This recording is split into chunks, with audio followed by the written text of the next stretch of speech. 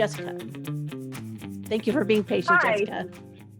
Oh, no worries. I wanted to raise my hand as the vulnerable person who did not really do the pre-reading before joining today. And I have been a person that's guilty of perpetuating myths. And so I'm really enjoying this conversation. And one question I wanted to really zoom in on was Ebbinghaus' forgetting curve. So when we have used this kind of as a strategy, it hasn't been something like, you know, I'm going to live and die by this, but it's been more of a, how do we set a context? So I'm going to bring in the forgetting curve and I'm going to bring in the learning styles. So I want to ask for some feedback on this. So I've got my eye on the chat for you guys to say, Jessica, no, you're thinking about this all wrong. But what we try to do as much as possible is knowing that different people, you know, that it's kind of a process. We try to set an atmosphere where somebody can learn, come and discuss it, apply it, so actually do it, and then come back and reflect on it, get some feedback, what worked, what didn't work, how can I tweak it?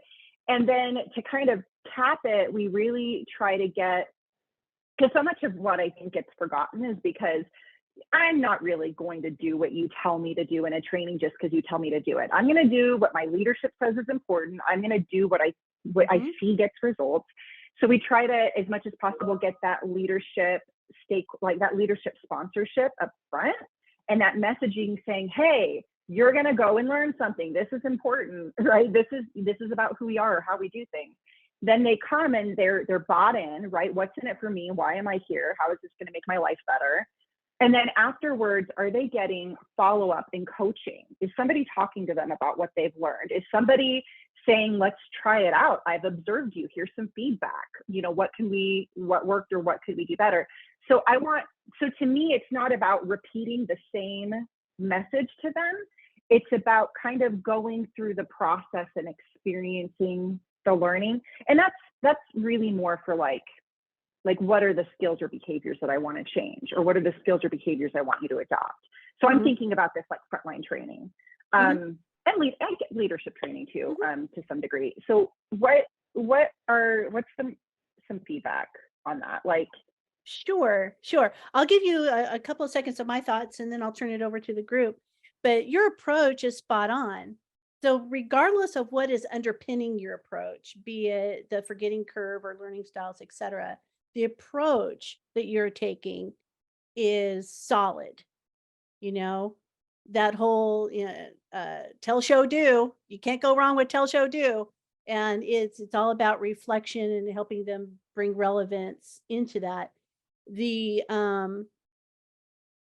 forgetting curve, the issue with the forgetting curve is not that we do not have a forgetting curve. It's been taken wildly out of context.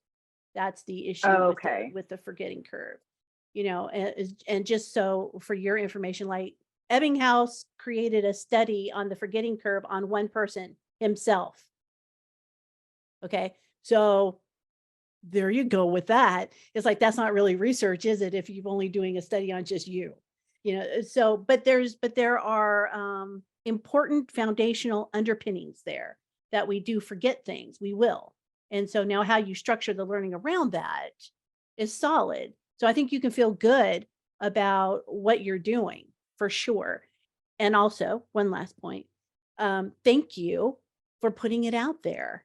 You know, that's what this group is all about, you know, so we've all said things that have made us go, oh, where did that come from? You know, but you know, that's what we're all here for. We're all here for support and guidance, right? So thank you for being vulnerable and bringing that up.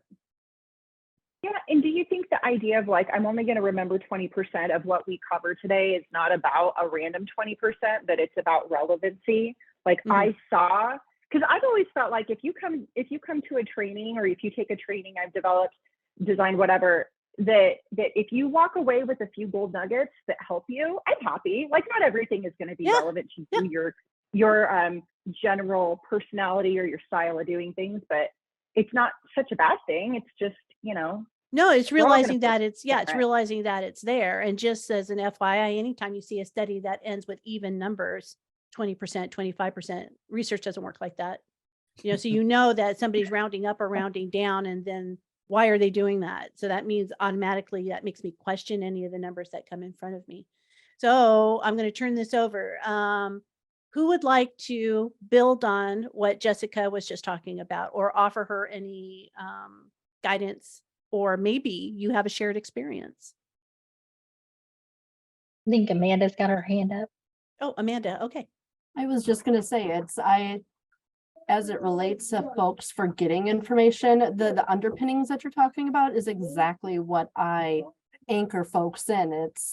It's how relevant is the information to you. Even in fact, your own ownership of what it is you're learning is a huge component to it. In addition, I often tell folks that how you sleep, if you don't sleep well at all, that affects the ability for the brain to consolidate information from short-term to long-term, because we need REM. That's what our brain does. Sorry, I'm stirred my soapbox. I'm currently working on my psych degree, so It's okay.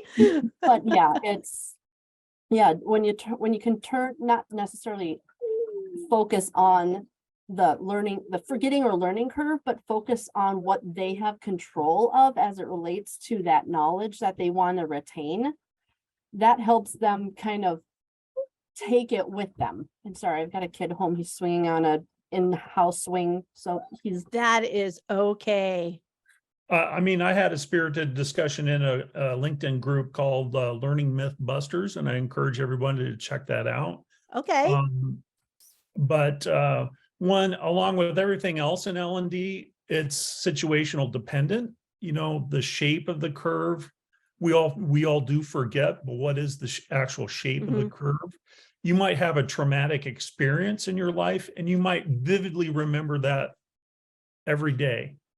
And then another thing, context dependent, you might just forget that right off the bat. So in my program, I had an educational psychology book, and they do show the curve in that book. However, it is interesting, there's no numbers on the axes. Oh, okay. So I thought that was kind of interesting to point out. So That is interesting. Thank you for my sharing point. that. Yeah.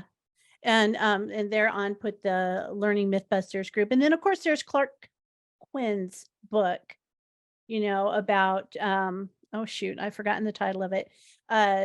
In essence, he's there it is. Who was holding that up? Erica, thank you. Yes.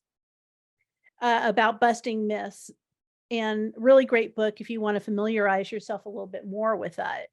And I think that all of this is leading us to, a place of support. It's okay. Forgetting curve. Awesome. You know what? You're right.